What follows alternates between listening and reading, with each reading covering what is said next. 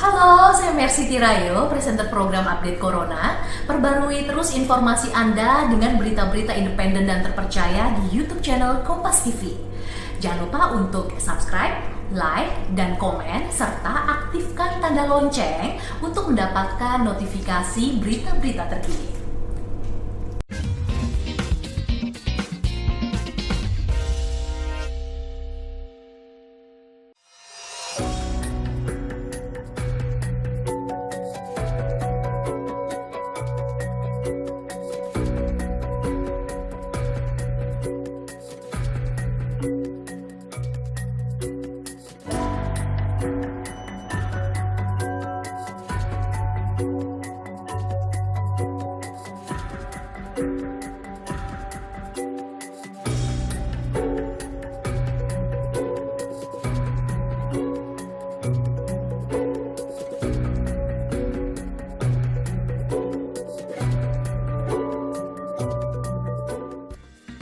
Aduh, gue kesel banget tadi itu. Kenapa di blur muka pelakunya? Oh, padahal jahat banget ya.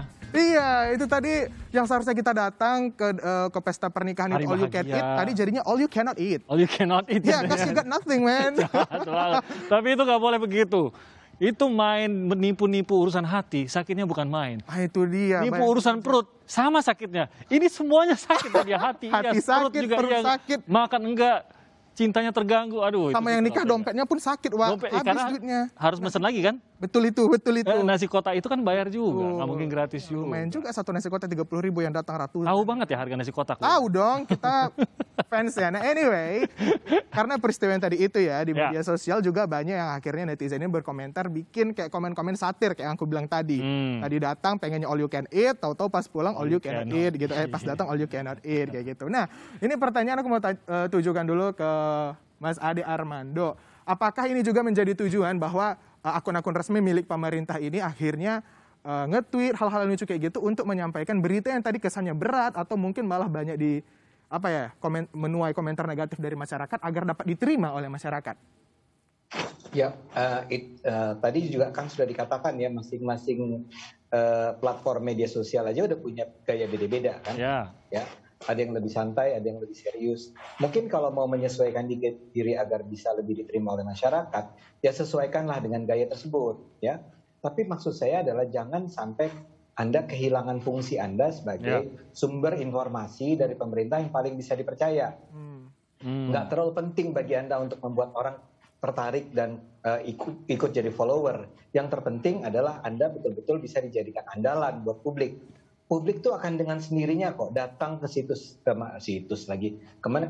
taruhlah si Facebook atau si tweet tertentu kalau dia tahu bahwa setiap kali gue ada pertanyaan nih tentang sebenarnya Jokowi itu maksudnya apa sih dengan melakukan ini, maksudnya si menteri melakukan ini itu apa sih? Itu ada sebuah sumber informasi dan saya selalu dari dulu menyarankan mendingan pemerintah punya satu daripada setiap kementerian tuh punya berbeda-beda, terutama untuk informasi-informasi yang mencakup nasional kan. Jangan sampai beda-beda.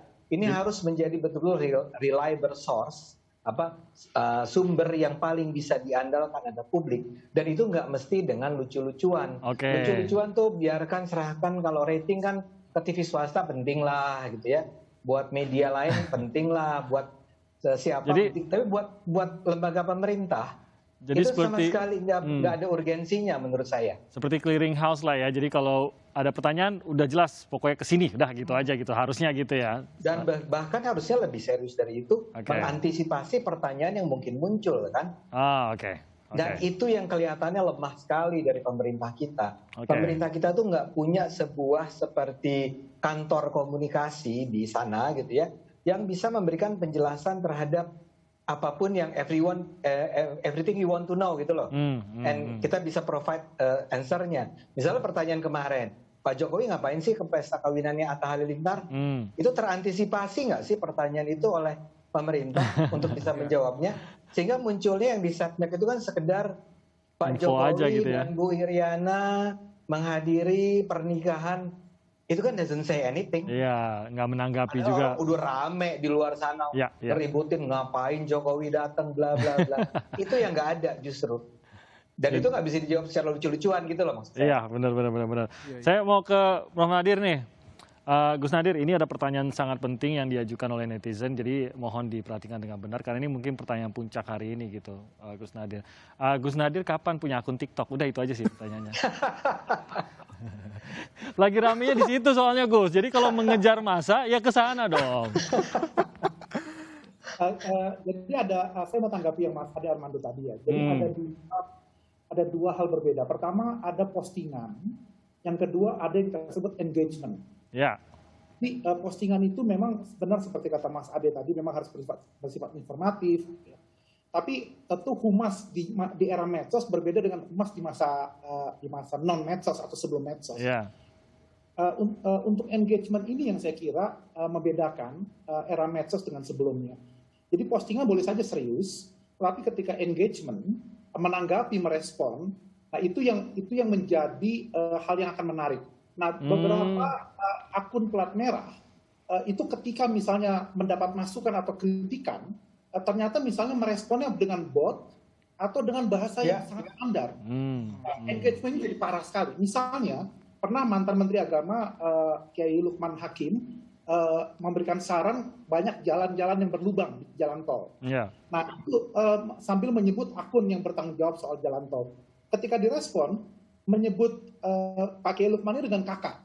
Terima kasih Kak. Aduh. Siapa yang memberikan saran ini semua dipanggil Kak. Gitu. Kita baca jadi gitu kan. Dan itu pun ternyata responnya juga sangat normatif. Meminta agar menghubungi pihak lain begitu. Jadi bukan menyelesaikan, tapi kemudian melempar persoalan. Nah, ini tidak menjadi masalah besar. Selain persoalan tadi postingan yang remeh dan receh-recehan gitu. Nah, engagement ini yang saya kira sebenarnya menjadi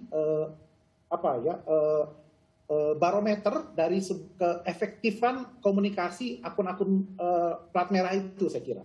Oke, itu benar-benar. Saya setuju tuh. Saya mau silakan Mas Ade. Saya sepenuhnya setuju yang disebut Gus Nadir ya. Jadi engagement itu adalah sebetulnya tentang apakah yang disampaikan itu relevan tidak dengan keingintahuan publik ya. Jadi orang akan engage itu kan orang paling gampang tuh ngasih like, ngasih jempol, ngasih alhamdulillah jawabannya sangat memuaskan kami, atau berlanjut pada pertanyaan atau nge-reshare, nge-retweet ya, itu kan engagement yang puncak tuh kalau kita jadi hitung-hitungannya itu nilainya sangat tinggi. Nah itu yang perlu diajarin instead of ngelucu. Karena tadi sendiri Anda udah bilang ya Tim ya, ngelucu kalau nggak lucu tuh malu itu loh, itu kayak aduh receh banget sih, udah lucu, nggak lucu pula, nggak ngejawab pula, nggak meningkatkan engagement pula. Iya. Jadi TNI AU biarin sendirian aja, karena emang dia keren banget, nggak usah diganti itu adminnya.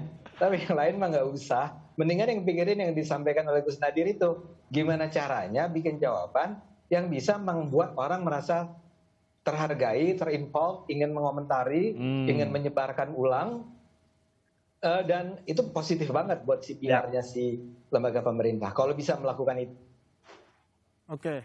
Nah ini kemudian dari tadi kita ngomongin engagement ya di sosial media. Mas Giri, aku mau tanya, kemudian apakah engagement itu sama aja dengan viralitas akun?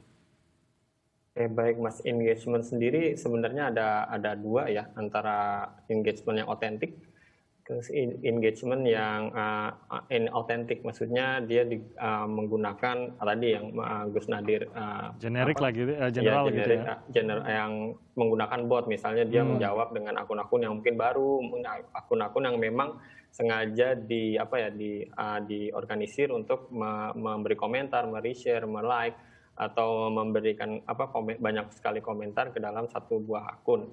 Dan ini tidak malah menjadi hal yang baik, karena ternyata di Instagram sendiri misalnya ya, yang saya tahu beberapa engagement yang menggunakan bot atau menggunakan akun-akun yang sengaja dikerahkan pada satu waktu untuk mendukung satu postingan misalnya, itu ternyata engagementnya rendah. Jadi ini cerita langsung dari teman saya di sebuah kementerian bahwa ternyata rendah. Jadi walaupun sudah banyak sekali komentar, banyak kali share, tapi ternyata engagement-nya rendah. Jadi di sini platform sendiri mungkin tidak tinggal diam ya, melihat viralitas daripada sebuah akun yang mungkin tinggi sekali dari segi komentar dan lain-lain, tapi ternyata tidak meraih banyak sekali engagement atau interactions atau mungkin impressions ya. Dan di sini memang bisa dilihat tidak menjadi tolak ukur sendiri bahwa semakin banyak komentar, semakin banyak share itu menjadi sebuah engagement yang tinggi. Tapi di sini harus ada organik, sebuah engagement yang mungkin dikomentari oleh orang asli, akun yang valid. Tadi juga mungkin akun-akun yang memang udah lama dan mungkin di sini dianggap menjadi menjadi media reliable untuk mengukur engagement. Dari platform sendiri sudah tahu sebenarnya, Mas. Jadi Mas Giri, singkat saja nih, jawaban satu kata, kalau secara value lebih baik mengejar engagement atau viral? Saya lebih ke engagement, Mas. Oke, itu lebih berharga jangka panjangnya juga ya? Iya, jangka panjangnya, betul. Mas Giri, satu pertanyaan lagi. Kapan kembali bermusik? Giri Niji.